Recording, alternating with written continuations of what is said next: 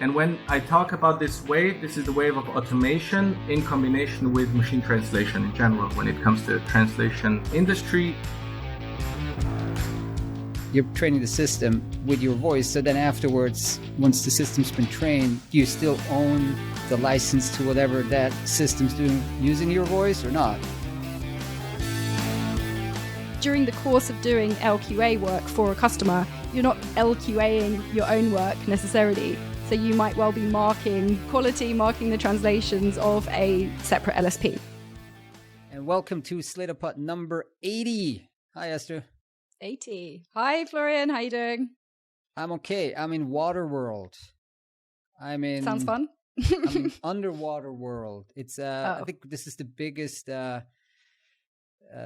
flooding, or at least close to the biggest flooding we've had in decades. All the lakes are overflowing, the rivers are kind of bursting their banks, and wow. Some of the mountains are sliding down, which isn't funny. But anyway, so it's Land unter in German here in Switzerland. I guess London's as normal. Yeah. No great deluge quite yet. Massive, seems to be quite nice weather this week. Yeah, so we talk about the weather, but this is a deluge. It's crazy. It's like they have to manage the dams in the mountains. Yeah. So because there's basically two rivers that go through the city of Zurich, and one is the origin of one of the rivers is at a kind of an artificial lake up in the mountains. So now they have to kind of manage how they they have to manage the flow out of the lake. So if there's additional rain, it doesn't kind of burst over, and they have to just in order to avoid that the dam breaks, like they have to just let the water go. So yeah, I never heard about that. That this is the first time I hear about this type of actively managing the rivers, because otherwise, that river goes through the core center of the city, like underneath the main train station. Oh no. Yeah, so much for Swiss weather. Moving on to the pod today, Marko Hojan from Slovenia-based AI agency startup Taya Translation. So Slovenia, hopefully things are a little nicer down there. We will be speaking to Marko soon. And SlataCon Remote in September, a couple more days to get your early bird. So go get it now. Lots of people are registering, and you don't want to miss this. Today is M&A week. A lot of stuff happened. M&A, funding, keeps us busy. We got Translate raising money. Zoo Digital, that's not raising money, but that's publishing. Well, they their did financial... raise money, and we will talk about that a little bit, but that's not news. Yeah. That was earlier, right? But anyway, they had a fantastic quarter, or they told us they had a fantastic quarter. And Argos bought Argos, Kimon Fontokidis, Vernick's company. They bought a linguistic quality assurance provider Chile store in Ireland, and then Big Language Solutions bought Dora Worth Languages, so big in the US, and first time now going into Europe with Dora Worth Languages based in London. But first, I want to talk about voice cloning. We had Victor on the podcast, we had Paper Cup on the podcast, and there was an interesting story which we didn't cover editorially, but picked up from Vice. And the headline was, voice actors are rallying behind Beth Standing, that's the name, Beth Standing, who's alleging that TikTok acquired and replicated her voice using AI without her knowledge. Dear. Yeah. And there's a GoFundMe campaign to help her with her legal expenses and etc. So it's just interesting. I mean, who owns that stuff? That stuff being your voice. Like, there was a similar issue with Apple. I think that was that famous case. I don't know, what was the lady's name? Forgot. But there was a similar case. Was it the one who was like a train announcer or like a transport announcer or something? Was that? No, I think, Siri's voice. Okay. Remember, Susan Bennett, exactly. So she basically, quote unquote, people say she said she discovered that the voice that she recorded for another company ended up being Siri's core English voice. So like, all right, put me on a billion mobile phones out there. It's maybe not something you signed up for. So this is a very interesting new frontier of licensing and who owns what. And, in terms of localization, I mean, if you're recording the Spanish voice, the French voice, etc., I mean, at what point does the licensing end? Do you kind of own your voice in perpetuity for everything the voice says? If it's AI created afterwards, so the story says it only needs 30 minutes to to do a proper voice cloning. But of course, you should go to the Paper Cup podcast we did, which has more detailed info. But you're training the system with your voice. So then afterwards, once the system's been trained, you still own the license to whatever that system's doing using your voice or not, because there's obviously all kinds of implications when you're using that AI generated voice to say things you might not agree with at all. So it's a whole new frontier for the voice actors. I find it fascinating. That was picked up in our Slater Sweep service. Let's not go into too much detail. If you want to read more about it, go to the Vice article. Just Google voice actor and TikTok, and I'm sure you're going to get there. First, translated.net originally, then translated.com. Much, much better, translated.com. You got to own the .com domain, which is my guilty pleasure, buying domains. But so translated.com, 25 million in growth equity at a 9-figure valuation. So 9 figures, for those of us good in math, it's over $100 million. So they said... I had to count it out on my fingers, to be honest. Yeah. And that's dollars rather than any other kind of dollars, any other currency. But they actually translated, they told us it was in the order of hundreds of millions. So we don't know. Mm-hmm. So they're basically implying it's multiple hundreds of millions. So 200, 300, 400. I guess the safe way to put that in a headline would be 9 figures. Tell us a bit more about that, Esther. Yeah, well, like you said, they've raised $25 million so far from Ardian. This is a major private equity fund based in Europe, I should say. There's also another $5 million in investment that is coming down the line that is apparently still being finalized, and they'll talk more about that, I think, when it's finalized. But yeah, I mean, it's an interesting case of translated. I think you mentioned based in Italy, but they've been around for decades. So it was founded sort of 20 plus years ago by Marco Trombetti and Isabel Andreu, who we had on Slate Pod not so long ago. Yes. Well, I mean, interesting company. We can talk about their revenues, which they told us, I think for the first time in a little while, they've spoken publicly about the revenues, which were 42 million in 2020 with EBITDA of 10 million. That's a big wow.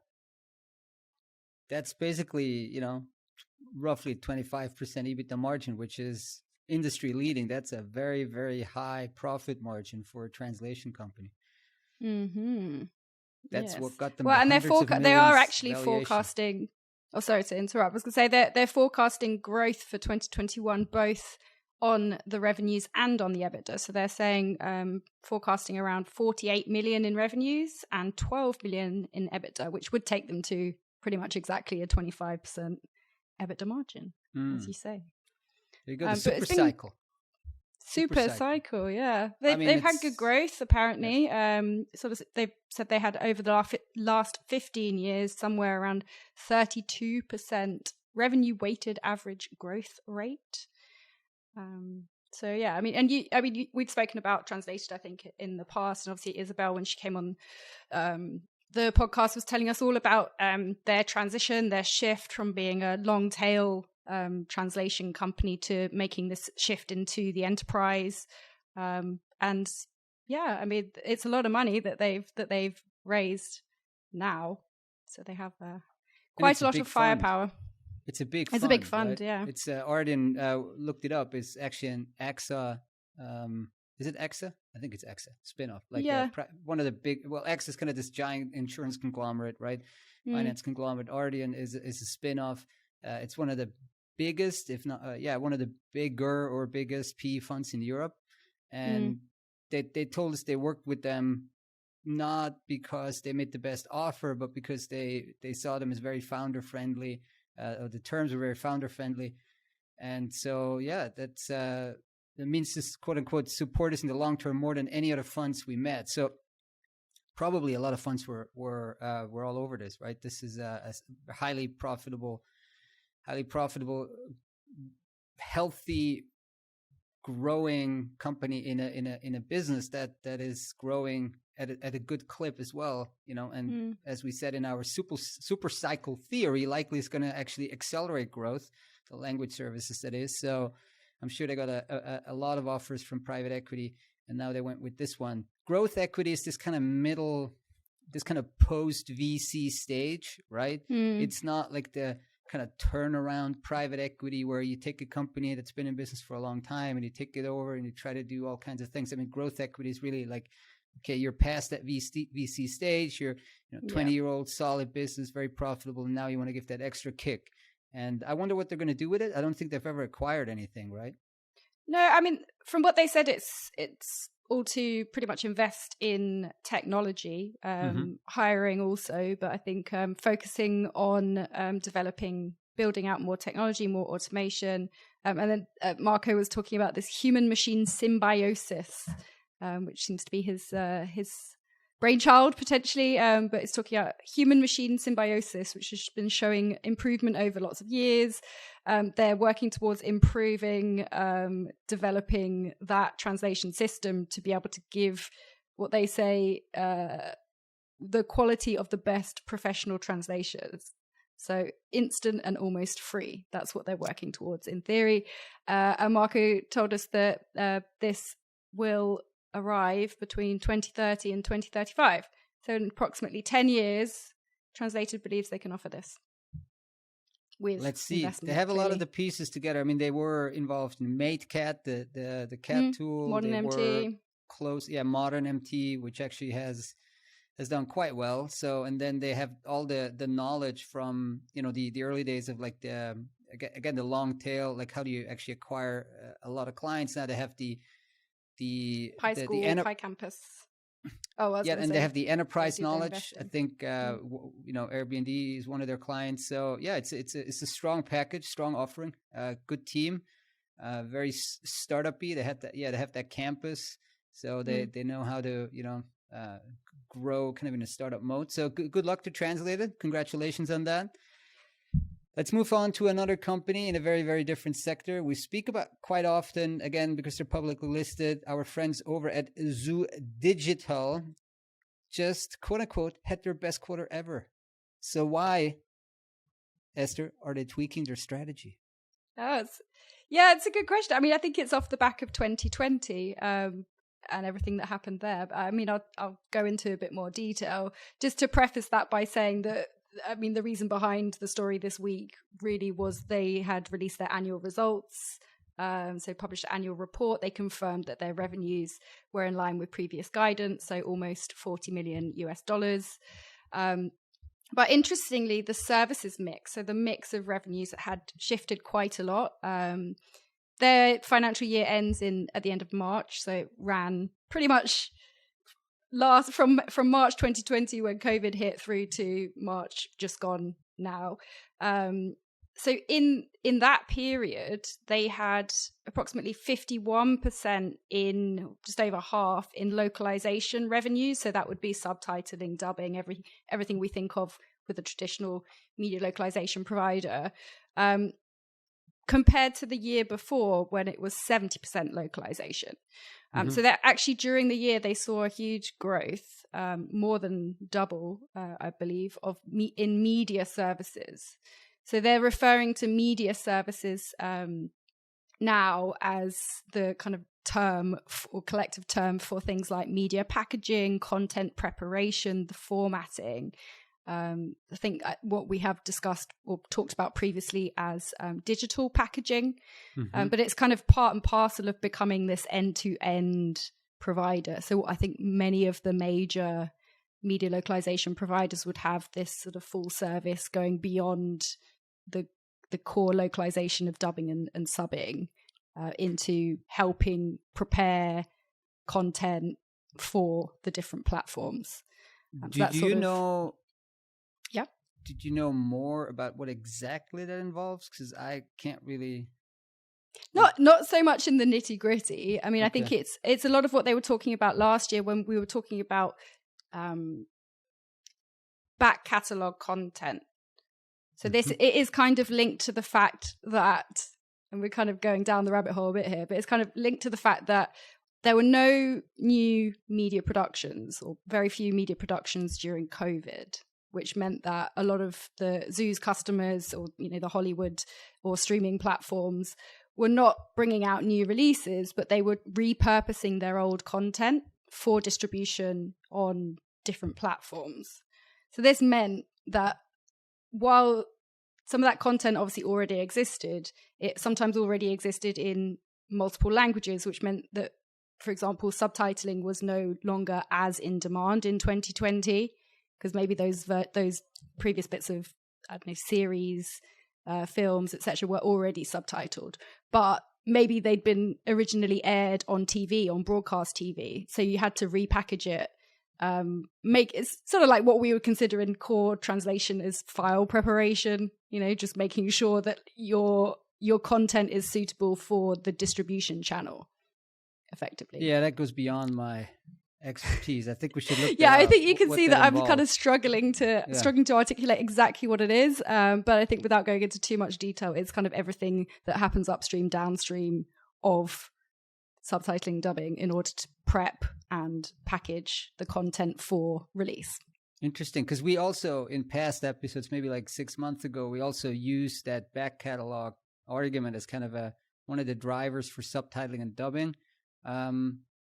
Okay, that's probably true. It's double. At the time, I think it's like a bit of a double-edged sword, where on the one hand, subtitling, at least at Zoo, I can't, because they're obviously disclosing quite a lot about the services and the impact that had it last year. But dubbing actually went up 50% at Zoo last year to 9 million. So it was a big. They had a big boost to dubbing. Subtitling unfortunately suffered. Overall, that media localization segment in Zoo dropped marginally by about 2%, but it was more than made up for by this media services business line that they have as well. But that's really what we're talking about when we're talking about tweaking the strategy. I think it's more that putting this focus on in the future on media services as well as the localization piece. So it would be a bit more balanced going forward. Got it.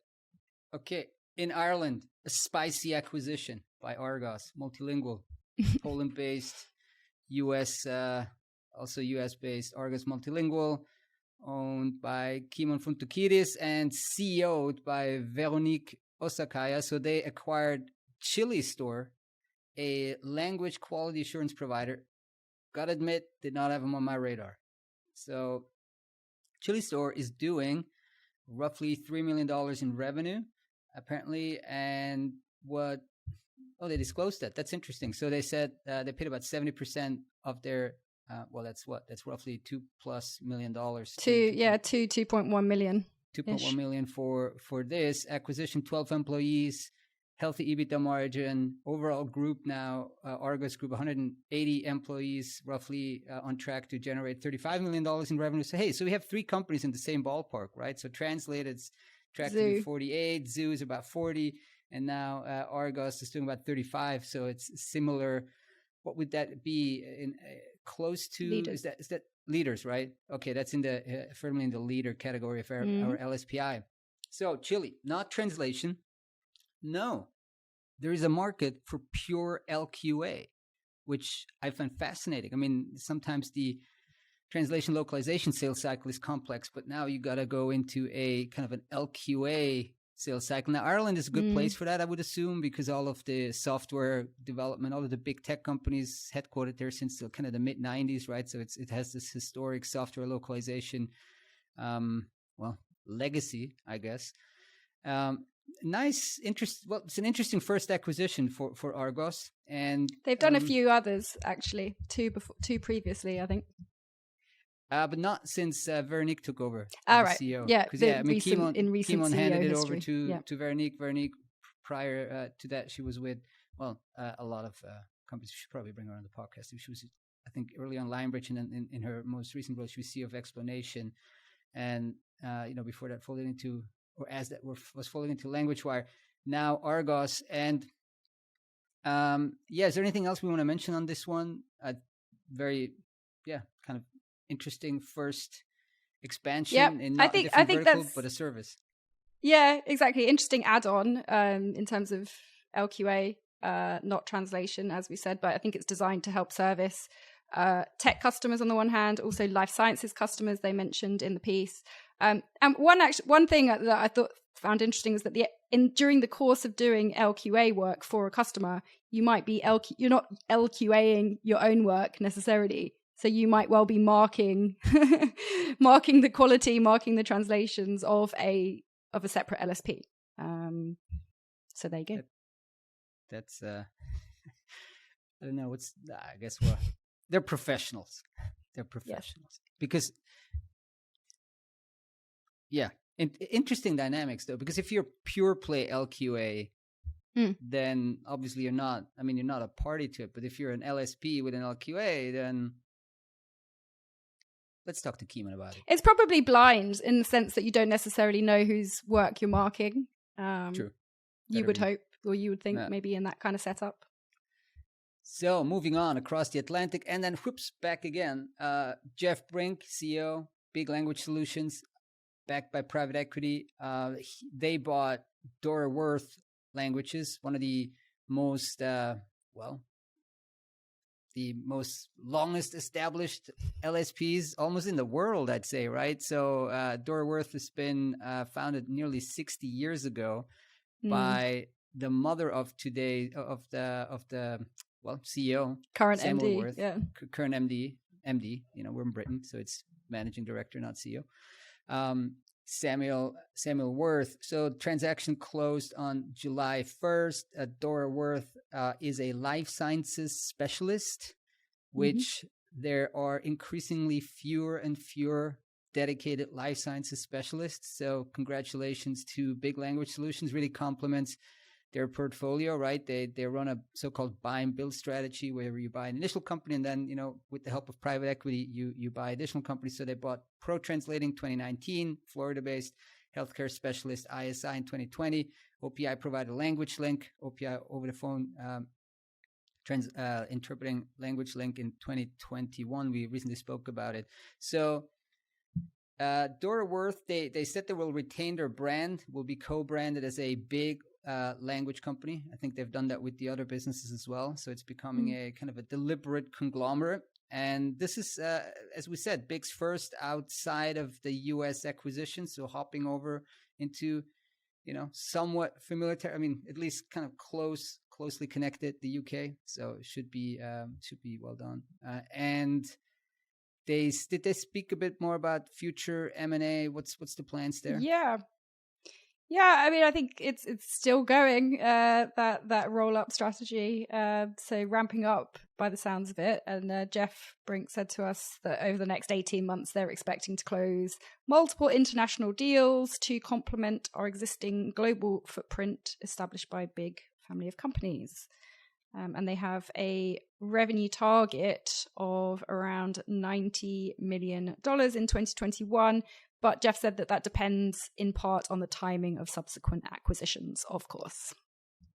So they're basically in full M&A mode. And not so Samuel Worth, who is staying on as an advisor, I suppose, right, for now? Yeah. He's been with the businesses almost his entire professional life for 50 years, which he's probably one of the most, veteran translation people out there. So, congratulations on the exit. And let's move over to a company that's a little younger than 6 years old. That's Taya from Slovenia. And we'll chat to Marco why in 2019, 2020, you decide to start a translation company.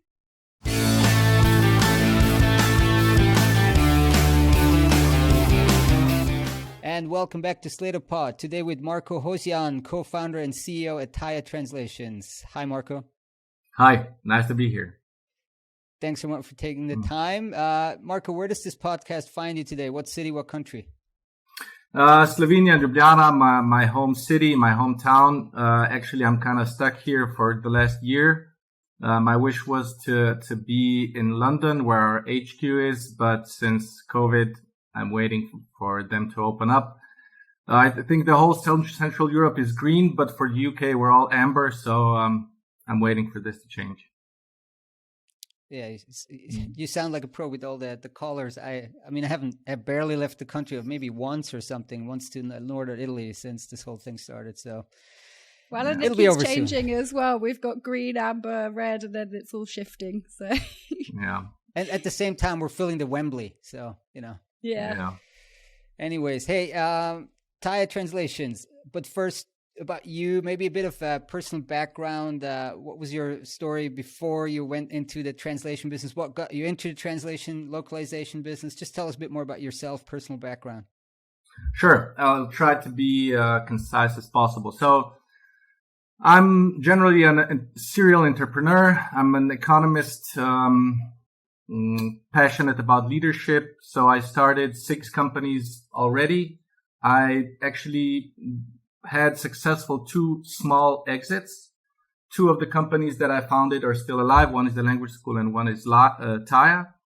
I failed with one company and one I just went out. So for my age, I'm now 38. I have a track record of 6. Otherwise, I do a lot of things. So I'm a bookworm. I read at least 50 books per year.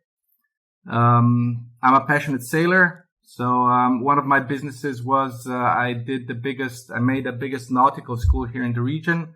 So I taught about 500 people how to sail and about 5,000 people to get a skipper license. So I published 4 books and so on. Otherwise, I'm a father of a young boy. But that's it. These years, Taya occupies most of my professional time. That's quite the broad background. Why translation though? How does the translation fit in here? How did you get into that? Actually, I've been searching for a tech business for some time. And actually, I've been searching for a scalable business because most of my businesses that I had before, I figured out later that I couldn't scale them. So, and now with Taya, I finally think that I'm in the scalable universe. So, but the idea itself was born very organically. So, Mattia, the co-founder, and I, we own a language school, which is older. And out of the language school came the first questions about translations. So, companies asking us and so on. So, out of that organically we started translating as a so-called traditional LSP, but then quickly realized that everything is really outdated. This was about 4 years ago when we were checking out the market and seeing that most of the LSPs are really outdated using old tech and that we can make a difference. Interesting. And I mean, when you're talking about Taya, what's the elevator pitch really? Mm-hmm. And also coming from that background in education, what do you bring to Taya as well? Sure. So Taya is more and more a tech company, which means that we have solutions that are hand in hand with technology, and it's becoming a one-stop shop for all your translation needs. But more and more, we're getting into a SaaS market, software as a service, and we're grasping MT as a tool more and more. Either way, the majority of our business today is still human translations. Of course, post-editing, but still. So when it comes to languages, I have to be honest, we didn't bring much from the language school. For example, we had 150 teachers at the time, but what we realized is that none of the teachers, not even one, could be a translator. So when it comes to teaching a language, it's a totally different sphere than translating. Actually, teachers usually have a language on a lower level than a translator. So we couldn't really harvest anything from that except business experience in general and a reference.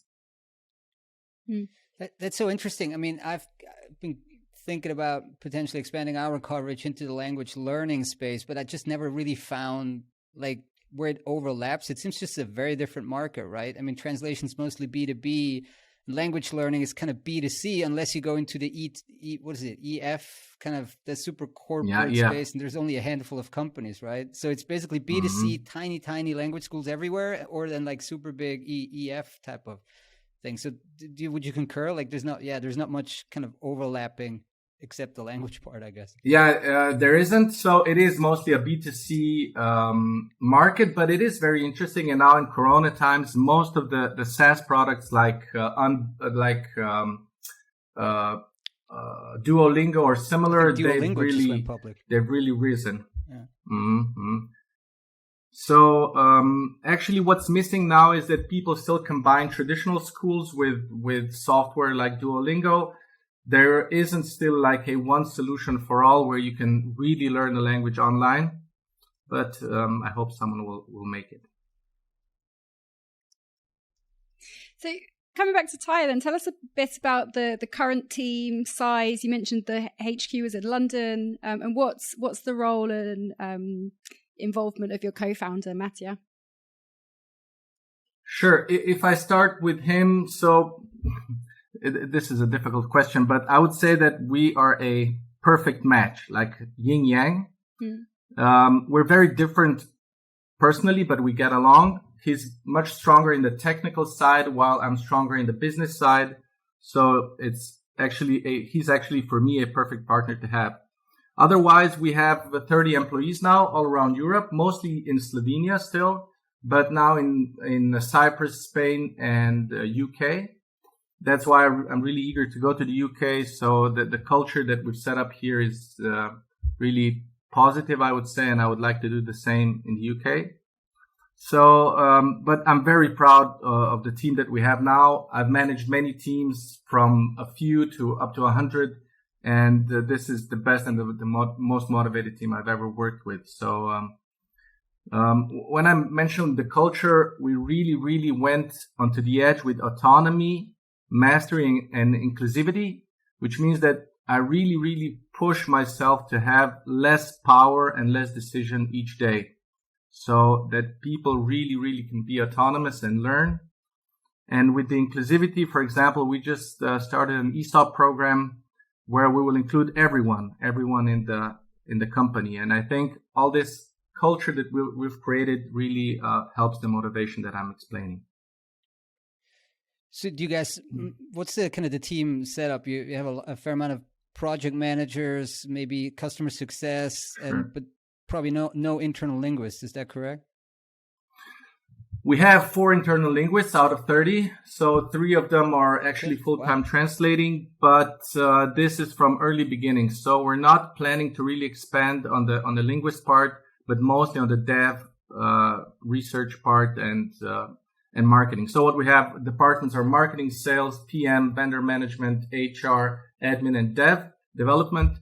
But since the way that we're going, we will mostly grow in the dev part, but others as well. So specific for specific needs. So you said the development. So tell us a bit more about whatever you can share. I understand some of it is probably proprietary, but like how do you guys run kind of, what's the TMS part that you're, maybe developing proprietarily, and what's the kind of translation productivity part? Like which parts do you build? Which parts do you buy? What can you share a bit more about that?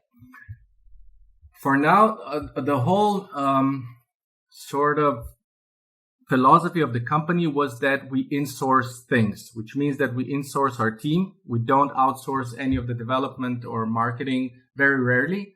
And at the end, it turned out it's very similar with the product itself. Of course, we use some other, we build Legos, of course, and we use some other software as well, but we try to build everything on our own. So Taya is becoming its own TMS, and in some cases, even an ERP system.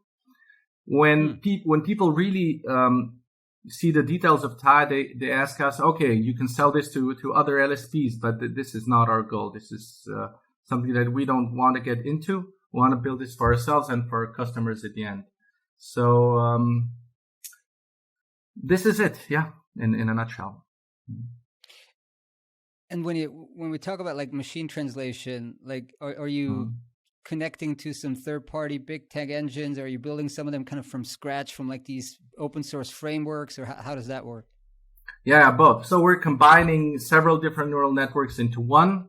We actually are trying to make a smart algorithm behind all of this to pick the best out of all of them. And at the same time, we're building our own neural network. And this is why sometimes, and even our investors asked us, why do you need the LSD part? Why the LSD where the SAS part shows much more promise? But the LSD part is sort of a complementary business because we translate so much words each day, so many words that we can use to teach the machine with. So actually, it's a great complementary to have when you're selling, for example, machine translation, any kind of products, if you have in the background an LSD. Agree. And I think we covered Taya fairly recently when you raised the Series A funding. I think it was October or something last year that we covered that. What was the experience, or what can you tell us about raising capital during the pandemic? Actually, in this case, a lot of people said we were lucky, but I guess it was just our time. Pandemic here or there at the time when we were raising. Even today, I think there's a lot of money on the market. So raising capital today, even though the pandemic is here, is not a problem in general. So actually, we were raising the capital. We got the initial, we call it a pre-seed investment of 200K before, and then we started searching for the second one. But I think what mostly turned aside for our investment was automation in general. So when we explained how big the market is, and on the other side how fast the market changes, it was really interesting for them. And then when we showed what we can do with the solutions, they were immediately on board. So when mentioning FRC, so Fil Rouge Capital, they weren't in the translation market before, but now it's actually very, very interesting for them. So for us, it was quite easy. And even the translation industry wasn't so the impact on the translation industry wasn't so negative as in comparison some other industries like tourism or something like that. So for us, I think that the drop at the time was about 15%, but overall we had a rise because we're a growing company. And it was Fil Rouge, I think, that you took on as investors. Why did you decide to partner with them in particular? Mostly it was chemistry, and even now I see it's the best solution for us. It was chemistry and trust. So I have the experience now with VCs in general that they are not as tech savvy as you would wish they would be, which means that mostly this is my opinion, that they do not understand in detail what technologies their startups use, which means at the end, it's mostly what they decide on is the team, the market, and just the business model that it hasn't got any holes. And I think we proved that to Fil Rouge that we can do it. And I think we've been proving that ever since with having results and just keeping that trust. So we saw immediately that they're not kind of VC where we'll need to fill reports every month or, I don't know, have some additional board meetings. So this is the most important for us, that we can do what we're intended to. Yeah. It's probably good if they give you a bit of leeway, but also hopefully help if possible, right? So you guys kind of moved quite quickly. Just tell us a bit more about kind of that journey from like your kind of MVP to like what your current offering is like, and then like what's the next 6 to 9 months, what will it bring? Because also, when you talk about investors, right, they want to see a roadmap, they want to look at your ARRs or MRRs or whatever the metrics are. Sure. So Taya now is mostly useful for document translation. So whoever needs document translations, we claim that we're the best partner. As we speak, we'll be able to within Taya, our customers will be able to order any kind of translation service. So Taya is becoming a one-stop shop for all your translation needs. We're working a lot on other technical integrations like software integrations, website translations, and so on. But as I mentioned before, the most interesting thing that shows the most growth in a sense are the SaaS products. And about a month and a half ago, we launched our first SaaS product. It's called Catapult, where we took our own tech. So for example, Taya as is. So how Catapult works is you drag and drop the document, about 70 file types supported. You come into the CAT tool, everything is pre-translated. You post edit, you click finish, and you download the document with the formatting being 99% the same. So we're actually quite successfully selling this to different service categories. Mostly is legal, so law firms that translate by themselves, or some marketing teams in manufacturing companies, or for example, e-commerce as well, because of SEO optimization. So what we see, there is a big rise in the need of companies to translate by themselves. And we see that our very light tool, which you can learn to use in 10 minutes, is a great thing in comparison to very big and complex tools that are meant for translators. That was my next question. That's such a hyper competitive market, right? So you're telling me that your kind of USP right now is the simplicity of it. So people are like, well, okay, I'm not going to go to the super complex other tool that'll take me, 2 weeks to onboard. But with Taya, it's just super fast. It's instant. I get some of the benefits from like maybe a translation memory and post editing, but I don't need to learn like this whole, again, the onboarding process. So how do you sell that though? Like when it's so easy, is it mostly coming in through like search, or you're proactively going out and selling this to kind of a confined set of target clients? Yeah, since the product is new, for sure, we're doing outreach for now. So we're getting some inbound leads, of course, but we're doing it by ourselves, actually through marketing and through the direct sales. What we see, for example, when we talk to a company, there is a division or two that will use our so-called LSP services, but there are other divisions that will use Catapult. So it's very different, not only between brand service categories, not only between companies, but even within a company. So there can be the legal department within a company that would use Catapult, and there would be a marketing department that would need LSP services with certified translations with TEP and so on. So it's very different, but in general, it shows that whoever is at least, a lot of people are bilingual, and there are a lot of cases where they want to translate by themselves. These cases are mostly related to safety or of the documents, or sometimes to specific terminology, and they're afraid to outsource that because they have to double check it anyway when they get it back. So it's easier for them if they translate by themselves, or if they give it to their colleagues in other countries, or SEO optimization and so on. So we found out that there's a bunch of reasons where people need this, and we're addressing this very niche market. Just on a sort of management level, really, how are you balancing or juggling the sort of tech development piece versus the services business, maintaining that at the same time as developing the tech?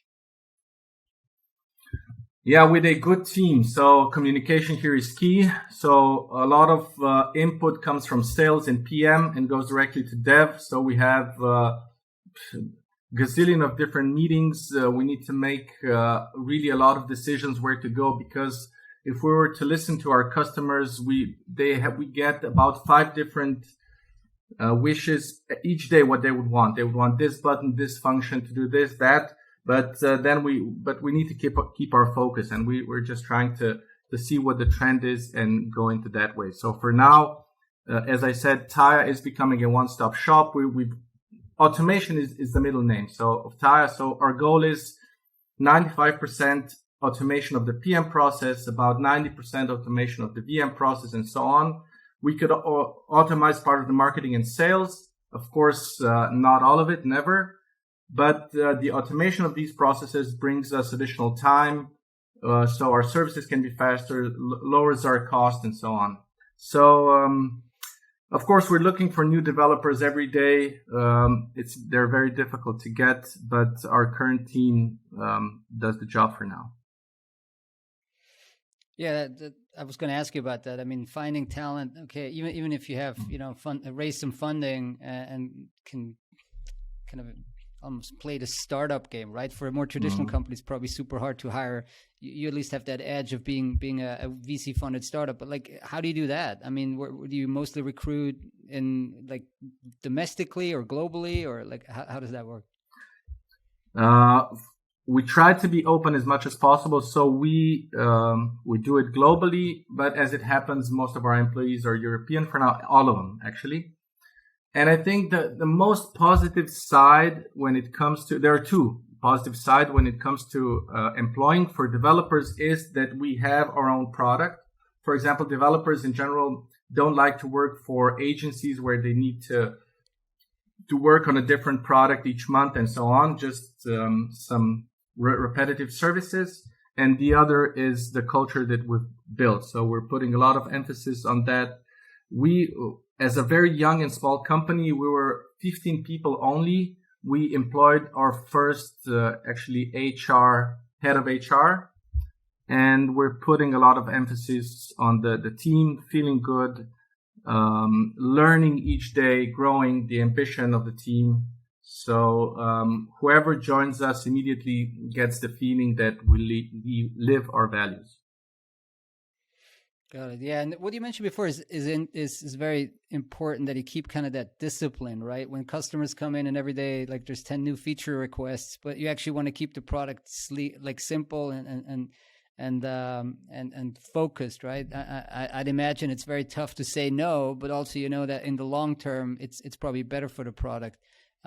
Is that the intention, to keep it very very simple? And I'm using a lot of SaaS, like for example, FreshBooks, our accounting system, sometimes almost too simple. Like it's great, but they've managed to build quite a complex software that to the outside still seems very simple to manage. Is that your vision, or is that kind of just an early version of it, and then long term you want to make it more complex? No, exactly, Florian. You actually hit the target. It is our goal. We want to keep it simple, but we have to restrain ourselves, because it's like in every software, you want to have millions of different functions, and our buyers are really pushing us towards that, but we know that we have to keep it simple. Of course, new features will be added, but the main simplicity needs to stay as is. Otherwise, we'll start competing with the biggest ones. So, and you know which the biggest, for example, TMSs or similar software or CAD tools are. And we don't want to go into that space. Got it. Yeah, smart. And then maybe one to sort of come into land our discussion on, thinking about the sort of 2 to 3 year outlook for this industry. Presumably you and also your investors have a fairly optimistic outlook, but where do you see things heading in the next sort of 2 to 3 years? Either way, as I explained earlier, the exciting times are here, because there is this big wave of automation that's been really killing a lot of businesses, a lot of people that are not willing to change, but at the same time creating a lot of surfers that, and we consider ourselves as one of the surfers of this wave, that take advantage of the change. So this is one of the reasons why we're in this industry and why our investor invested in us. And when I talk about this wave, this is the wave of automation in combination with machine translation in general when it comes to translation industry. So I see a lot of practical solutions. Either way, MT getting better and better. It's surprising us each month. We'll see now what the new tech like GPT-3 or even what Google can bring to the table, or some just a new tech, a new neural network, or even something else can surprise us each moment. Otherwise, practical solutions. So localization will become for sure a part of our life. Everything that we see and do will be localized. So I remember Windows 95. No one imagined that Windows could be in so many different languages. Now this is a standard. And this will become a standard for not only software, for everything we do in life. So IoT, speech to text, text to speech, everything will combine into one thing, and the machine translation will take over. This doesn't sound so good. So a lot of discussions have been raised. What about the translators? Of course, their jobs will change, but I believe in a positive way. So the industry in general is rising and will keep on rising. And just the possibility to get content, any kind of content within your language, is actually a great thing for everyone. So that's how I see the industry. Yeah, I like your vision. I mean, basically, as technology gets better and better and better, it also just expands the pie per se. I mean, there's so many more things that we can do that were impossible 5 years ago, and now we can turn them into a service or a product, right? And exactly. Glad to see, you guys are at the forefront there. So, all right, Marco, it was great to have you on the podcast. Thanks so much for doing this today. Yeah, thanks. Thank you too, Esther and Florian. Thank you.